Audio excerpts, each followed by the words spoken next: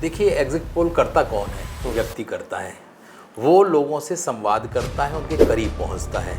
तो जो व्यक्ति पूछने वाला होता है, उसके सवाल अगर उस तरह के हैं तो वो उसके अंदर तक झांक पाता है। अब मतदाता बहुत होशियार हो गया है। ये लगता है कि किसी की भी लकीर छोटी की जा सकती है, शिवराज जी अकेले की नहीं, किसी की भी लकीर, बशर्ते आप उस लाइन पर चलें, आपकी कार्यशैली ऐसी कह रहा है।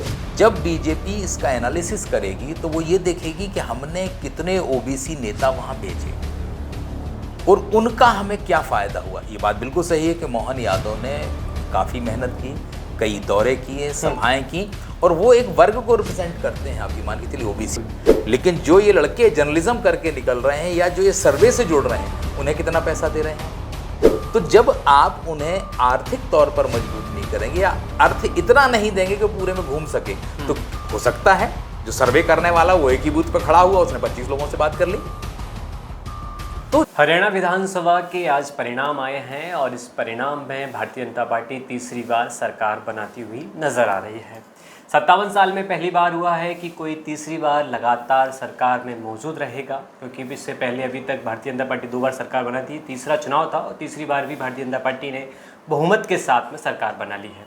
अब भारतीय जनता पार्टी की सरकार से मध्य प्रदेश में कितना फ़ायदा होगा, क्योंकि लगातार सीएम मोहन यादव भी हरियाणा जाकर विधानसभा चुनाव का प्रचार किया है, और इस फ़ायदा हरियाणा के चुनाव से भारतीय जनता पार्टी को एमपी में कितना फ़ायदा हो, इस विषय में बात करने के लिए हमारे साथ वरिष्ठ पत्रकार संदीप पुराणिक जी मौजूद हैं। सर, आपका बहुत बहुत स्वागत है दालापेटा पर। सर, जिस हिसाब से एग्जिट पोल आए उस हरियाणा इलेक्शन के, कि वहाँ लग रहा था कि कांग्रेस की सरकार बनती हुई नज़र आ रही थी, लेकिन जब रिजल्ट आते हैं और आज सारे एग्जिट पोल फेल होते हुए नज़र आते हैं, ये क्या हुआ सर? एग्जिट पोल कुछ और रिजल्ट कुछ और, ऐसा कैसा क्या हुआ सर एकदम से? देखिए, एग्जिट पोल करता कौन है? व्यक्ति करता है। वो लोगों से संवाद करता है, उनके करीब पहुंचता है। तो जो व्यक्ति पूछने वाला होता है, उसके सवाल अगर उस तरह के हैं तो वो उसके अंदर तक झांक पाता है। अब मतदाता बहुत होशियार हो गया है, आप ये मान के चलिए। मतदाता बहुत आसानी से नहीं बताता कि मैं क्या करने जा रहा हूँ या मैंने क्या किया है। ऐसी स्थिति में तह तक पहुँचना बहुत आसान नहीं बचा है। और मुझे ये लगता है इसके साथ साथ जो एग्जिट पोल के काम में लोग लगे होते हैं, उनका उस इलाके से बहुत करीब का नाता नहीं होता। जब व्यक्ति उस इलाके को नहीं जानता है, वो तो जो फौरी तौर पर आपके सामने आ गया, उसने अपनी राय जाहिर कर दी, ऊपरी तौर पर जो दिखा उस आधार पर अपने एग्जिट पोल को दे दिया। आपका सैंपल कितना होता है?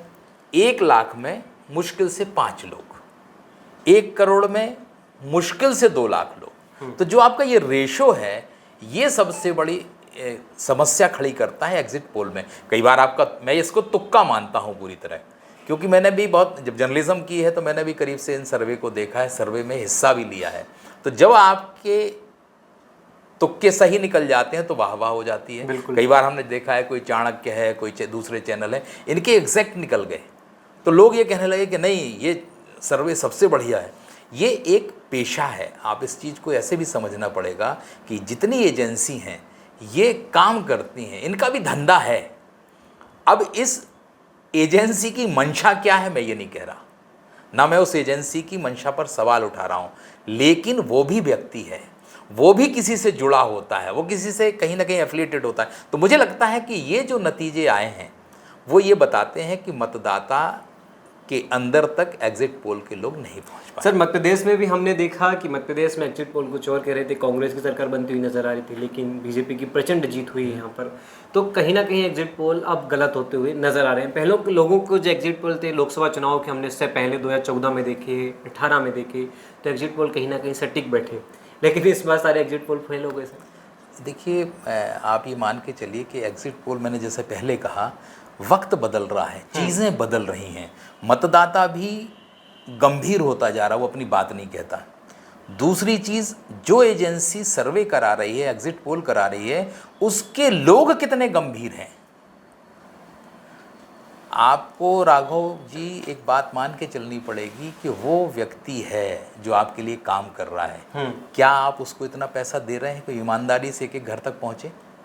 मैं इस बात को थोड़ा सा दूसरी तरफ आपको लगेगा कि एक व्यक्ति है जिसे हमने टारगेट दे दिया कि आपको एक विधानसभा में काम करना है, या 5 लोग हमने छोड़े विधानसभा में। एक विधानसभा में कितने बूथ हुए? उस बूथ तक कितने लोग पहुंचेंगे, उसे आपने कितना पैसा दिया। एक मजदूर को 300 से 500 रुपए मिलते हैं, बिल्कुल। लेकिन जो ये लड़के जर्नलिज्म करके निकल रहे हैं या जो ये सर्वे से जुड़ रहे हैं, उन्हें कितना पैसा दे रहे हैं आप। तो जब आप उन्हें आर्थिक तौर पर मजबूत नहीं करेंगे या अर्थ इतना नहीं देंगे कि पूरे में घूम सके, तो हो सकता है जो सर्वे करने वाला वो एक ही बूथ पर खड़ा हुआ, उसने 25 लोगों से बात कर ली।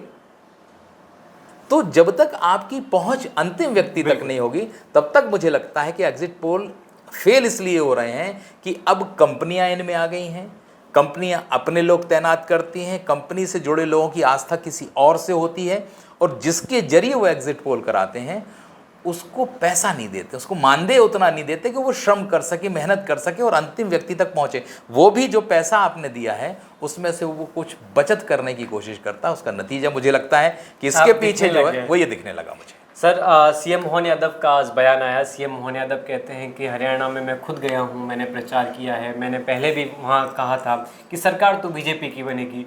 अब इससे भारतीय जनता पार्टी में वहाँ सरकार बनती है तो मध्य प्रदेश में कितना फायदा दिखता नजर आएगा। सीएम मोहन यादव गए हमारे रैली करने के लिए, तो नंबर बढ़े हैं मोहन यादव के। देखिए, स्वाभाविक सी बात है, मोहन यादव एक बड़े राज्य के मुख्यमंत्री हैं। वो राज्य जहाँ पर बीजेपी ने बड़ी जीत हासिल की थी, एक चेहरा है, वो ओबीसी का चेहरा है।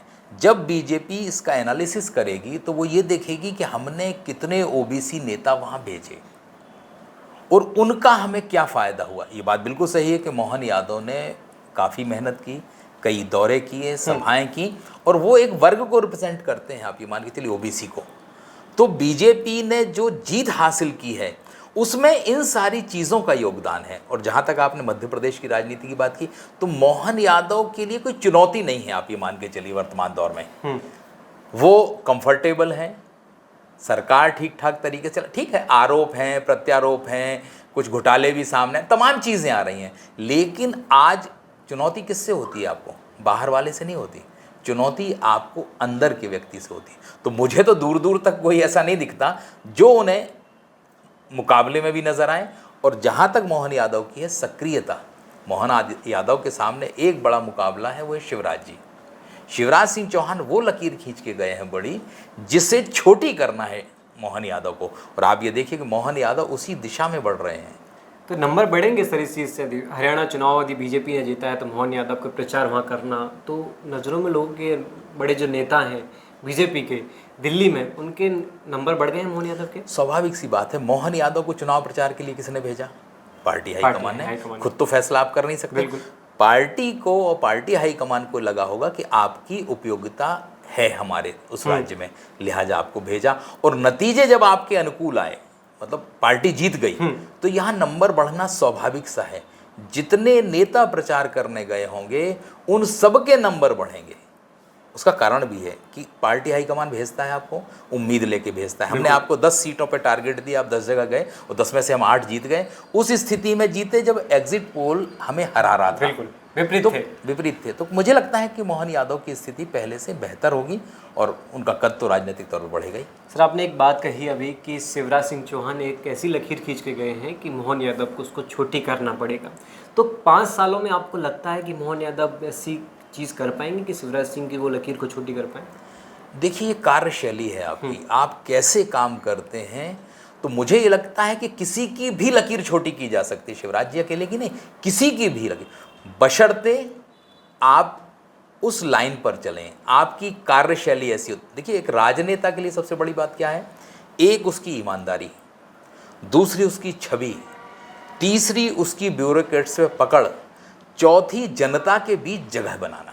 अगर आप ये 4 मोर्चे पे खेलते हैं, आप राघव जी ऐसे समझिए कि एक हॉकी का प्लेयर है, राइट आउट खेल रहा, लेफ्ट आउट खेल रहा, मिडफील्ड खेल रहा या सेंटर फॉरवर्ड खेल रहा, वो अपने काम को बेहतर तरीके से करता है और वो गोल करने में सफल होता है। अगर वो मिडफील्डर है तो सुरक्षात्मक है, अगर वो अपने गोल की रक्षा कर लेता तो सफल है, और अगर फॉरवर्ड लाइन पे खेल रहा है और गोल कर लेता है तो वो सफल है। तो मैं ये मानता हूं कि अगर मोहन यादव इन 4-5 चीज़ों को बेहतर तरीके से संभाल लेते हैं तो किसी की भी, मैं शिवराज जी अकेले की नहीं, मैं कह रहा हूँ किसी भी राजनेता की लकीर को आप छोटा कर सकते हैं। अवसर लेकिन आपके पास बहुत है, 4 साल अभी बचे हैं, 1 साल ही हुआ है, अब वक्त बताएगा। सीएस की नियुक्ति होती है यहाँ पर सर, उसमें देखा जाता है कि केंद्र का सबसे बड़ा रोल देखा गया उसमें, इन्होंने पसंद कोई और थी और सीएस कोई और बना।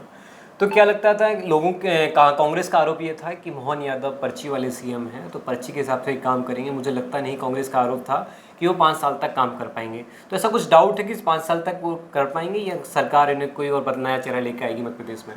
देखिए राघव जी, आप ये मान के चलिए कि चूक होती है, कितने भी बड़े नेता हों आप, अगर आपसे चूक होती है तो आपकी कुर्सी जाना तय है। और मुझे या मेरा अपना आकलन ये है कि अगर आप चूक नहीं करते हैं तो आपकी कुर्सी नहीं जाएगी। आप काम करते रहिए, केंद्र की और भाजपा राष्ट्रीय नेतृत्व की जो मंशा है उसको पूरा करते रहिए। अगर आप उस दिशा में चलते हैं तो आपकी कुर्सी को खतरा नहीं। जब आपसे सब खुश हैं तो क्यों खतरा होगा आपको? हाँ, नज़दीक कोई चुनाव नहीं है आपके पास, लोकसभा विधानसभा चुनाव से पहले कोई चुनाव नहीं है। जहाँ तक आपने सीएस की बात की, देखिए राघव जी, वर्तमान में जितनी ब्यूरोक्रेसी है, जितने लोगों के नाम चल रहे थे वो पुराने लोग हैं यहाँ पे मध्य प्रदेश में। बिल्कुल। मोहन यादव नए व्यक्ति हैं मुख्यमंत्री के तौर पर, तो कहीं ना कहीं ऐसा लगा होगा, जैसे आकलन है, देखिए अपने को पता तो कुछ है नहीं, अपन तो सिर्फ कयास लगा रहे हैं। केंद्रीय नेतृत्व ने ये समझा होगा कि एक ऐसा व्यक्ति है जो केंद्रीय सरकार में या केंद्र में लंबे समय से प्रशासनिक तौर पर सक्रिय है और वो मध्य प्रदेश से जुड़ा हुआ है, लिहाजा ऐसे व्यक्ति को भेजा जाए तो केंद्र और राज्य के बीच समन्वय बहुत आसानी से बन सकता है।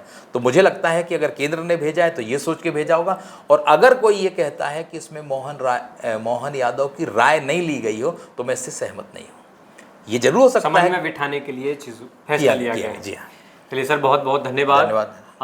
तो आपने सुना वरिष्ठ पत्रकार संदीप पुराणिक जी को। उन्होंने कहा कि हरियाणा इलेक्शन में सीएम मोहन यादव का जिस हिसाब से प्रचार करना और बीजेपी की वहाँ पर प्रचंड जीत होना, तो कहीं ना कहीं सीएम मोहन यादव के अब नंबर भी बढ़ गए हैं केंद्र की नज़र में। अब ये देखना है कि भारतीय जनता पार्टी मोहन यादव के ऊपर जितना भरोसा करती है और आगे भी इतना भरोसा करती है या नहीं, ये तो देखने वाली बात होगी। कैमरे के उस पार संजय हैं और मैं राघव हूँ। नमस्कार।